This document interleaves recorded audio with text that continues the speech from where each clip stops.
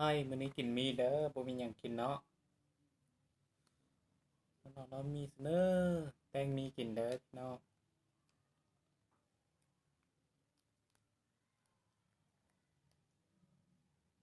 คือมันยากแท้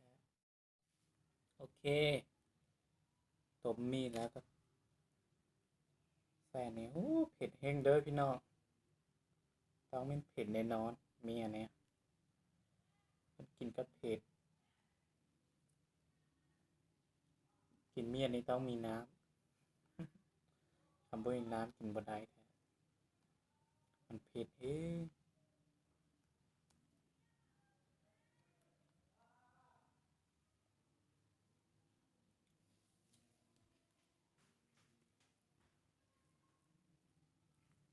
โอ้ my god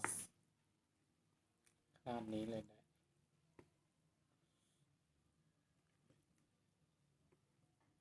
เยอะมากกินไม่ลงบ่เผ็ดเอง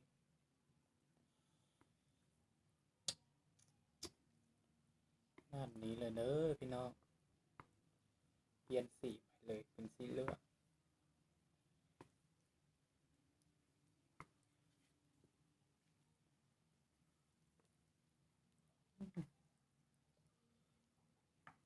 มันจะมีหลายรุ่นเนาะรุ่นหนึ่งเป็น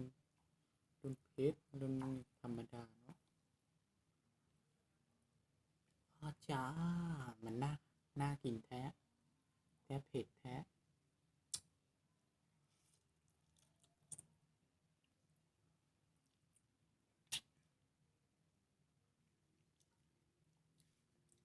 เผ็ดมาก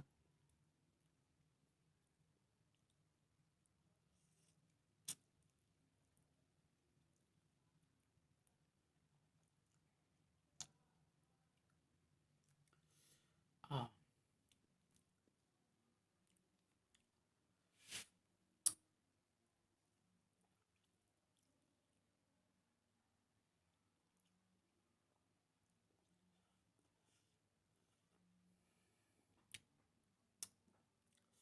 กินน้ำไหมมากินน้ำเด้ออยู่ไกลอ่ะคนเดียวกินมาสิต้มให้กินเด้อ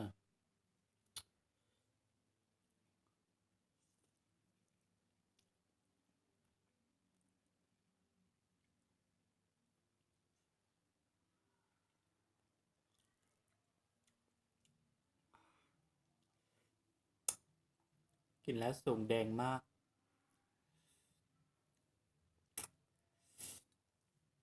น่ากินจังเผ็ดน้อยหนึ่ง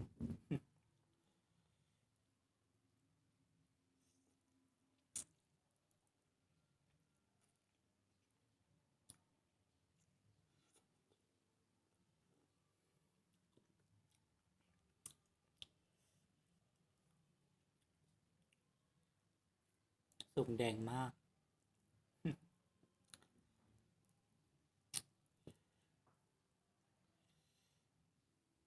น้ำตาสิไหลเลยดู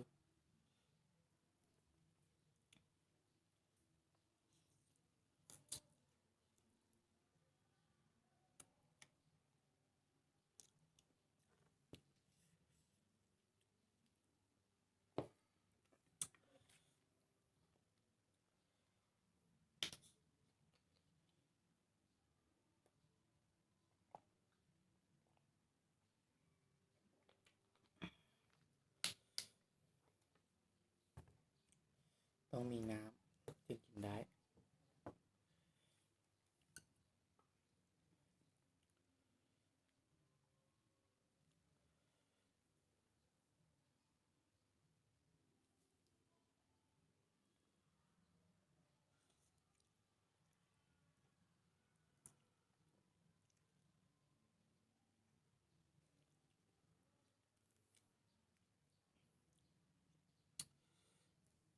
เผ็ดมาก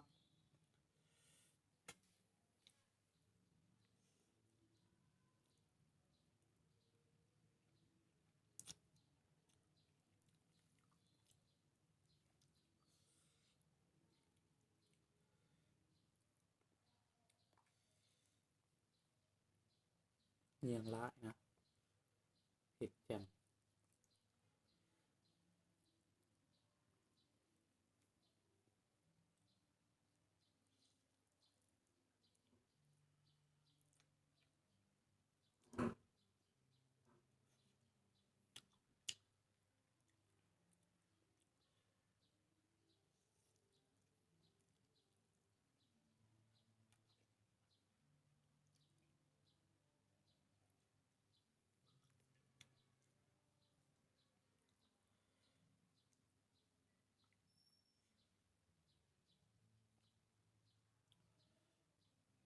ตุ่มแดงมากเลยตอนเนี้ย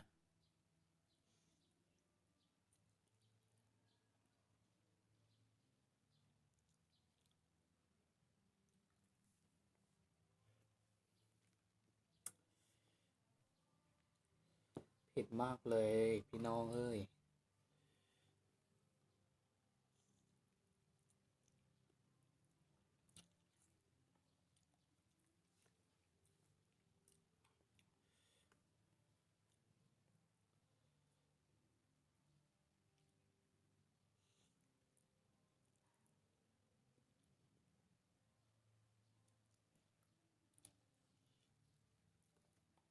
กินเสร็จแล้วแหละ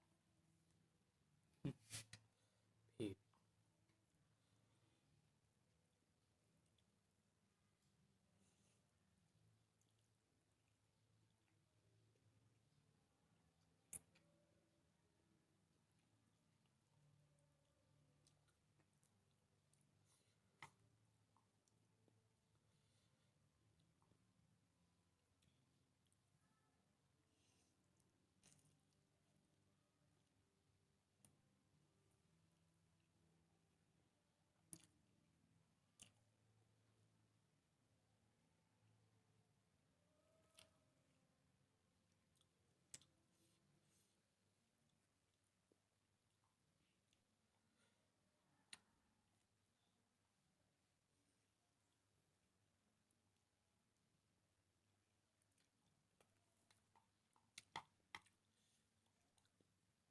ตอนนี้รู้สึกร้อนมากเลยดังจนออกเหื่อนะ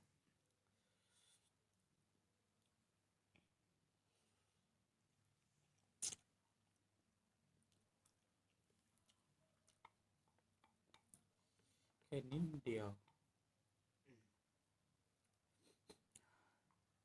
เผ็ดมาก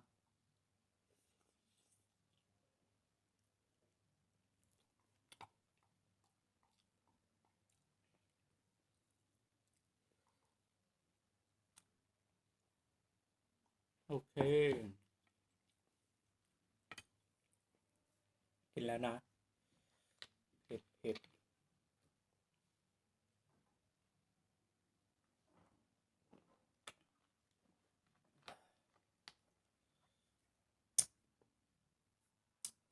บายเจอกันใหม่นะ